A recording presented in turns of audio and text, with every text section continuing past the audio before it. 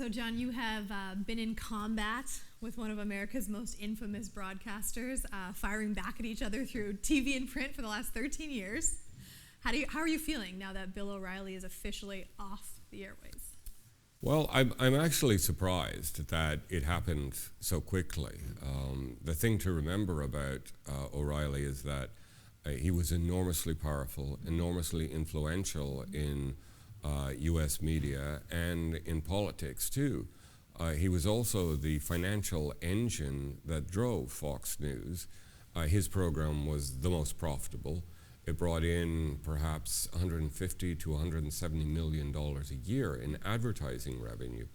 And when you're talking about somebody who's that powerful and who generates that kind of revenue for a broadcaster, it's unusual for a downfall to be that fast. So first of all, I'm surprised that it happened that quickly. But I do think in the contemporary context where sexual harassment, the demeaning of women in the workplace is taken more seriously, where there is a stronger reaction to it, it was probably inevitable. I want to ask about you taking on one of the biggest media machines in the world, arguably. Like back in 2004, you called out Bill O'Reilly. Some of your words, a right-wing blowhard, stupendously pompous. You don't hold back. Why Bill O'Reilly? I look at American broadcasters, and there's a lot that are out there that are saying things like, why call him out? Well, the context at the time was that there was an application from a Canadian company to carry Fox News in Canada. At the time, it wasn't available in Canada. It was known only by reputation. And its reputation was as fiercely partisan, right-wing, and figures such as O'Reilly were legendary and talked about, written about, but not actually seen in Canada. From my visits to the States as a television critic, I had seen Fox News, and I entered into this arena of debate about whether Fox News should be available in Canada. Would it have any impact? Would it influence things in Canada? By simply saying, it really, from my point of view, there's nothing to be afraid of. There's nothing very mysterious about Fox News. It's actually hilarious. It is so over the top. A figure such as O'Reilly is a blowhard. It's easy to mock figures like that. And really, Canadians will find it kind of funny because there's nothing exotic about it, and I didn't think it was going to have any impact at all, and indeed it did not. That's why I entered into it, and I guess O'Reilly is the kind of broadcaster who cannot step away from the bait of a good argument. He or his producers came across my column, and he started mocking, deriding me and the Globe and Mail, which he called a far-left newspaper, on his program. The initial reaction to that was an indication of the power of Fox News and O'Reilly. That is, I started getting hundreds and then thousands, literally thousands of emails from O'Reilly's viewers attacking me, attacking Canada. Most of them were not printable. I mean, they were really vicious, nasty, difficult. They were really attacking.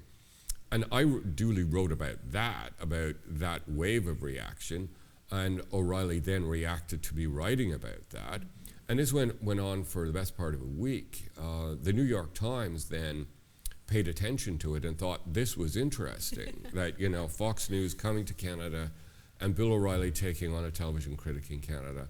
So the Times contacted me and asked if I would be willing to share some of the really vicious emails from O'Reilly supporters.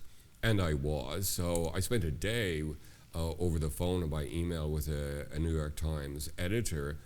And the piece then appeared in the Sunday New York Times in a very prominent position. And that kind of took everybody's breath away, that this fight was going on.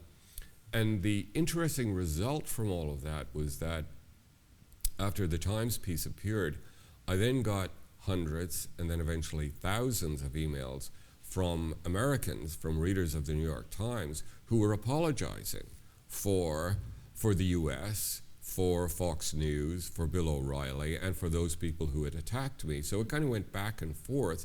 And in the end, I felt that I had kind of won the argument because those decent people in the States who saw O'Reilly for the blowhard, pompous, bullying character he is, they were apologizing for him. You know, regardless of O'Reilly getting the boot, many people will now look at Fox with little regards towards women. We've had the Ghomeshi Scandal here in Canada, Yes. right? Is this a TV industry issue, or is this a wider issue when it comes to women and how women are treated? That's a really interesting question, and I think it's a question that will be answered in the long term, because what you're talking about here really is the treatment of women in media and entertainment industries. And by tradition, those industries, though, are thought of as a sort of intense, creative, competitive workplace where allowances are made for crude things being said or done, and there isn't as much pushback about crude behavior by men towards women in those industries because allowances are made for the environment. I think this came out of the Ghomeshi situation here, where it was clear that the CBC had allowed a sort of toxic environment to continue on the basis that it was about the show. You have difficult personalities, people are working to deadline, they're trying to be creative every day, you make allowances.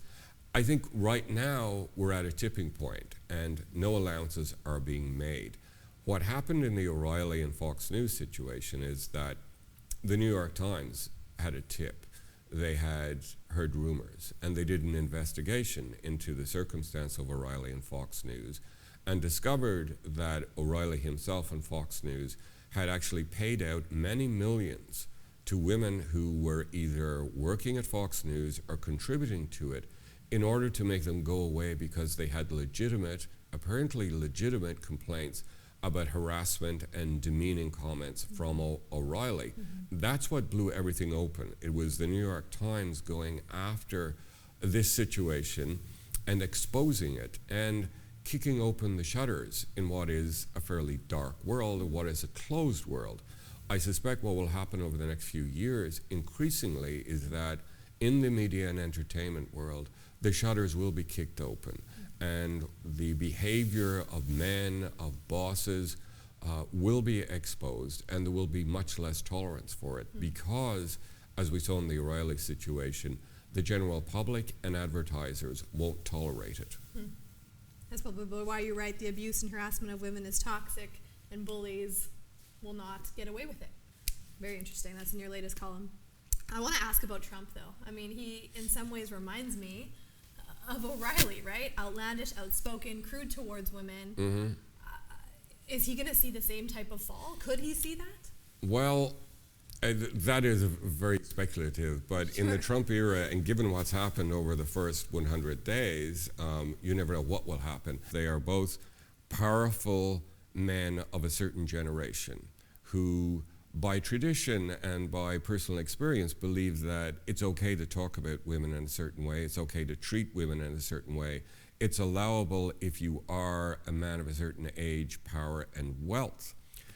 The really interesting thing, I think, about the context of O'Reilly being ousted at Fox is that the election of Donald Trump seems to have galvanized feminists, women's movements, the left, the Democrats to a certain extent in the States.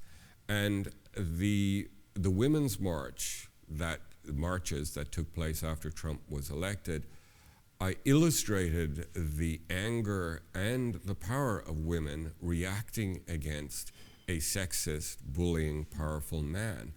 I suspect that the protests that took place outside the offices of Fox News and the pressure that was put on advertisers to pull away from Fox News and O'Reilly's show because of the New York Times story, that was generated by the circumstance of Trump being elected, and in turn, that sort of stirring the fire of women's groups reacting to the kind of sexism that Trump represents and that was there on Fox News in the case of Bill O'Reilly.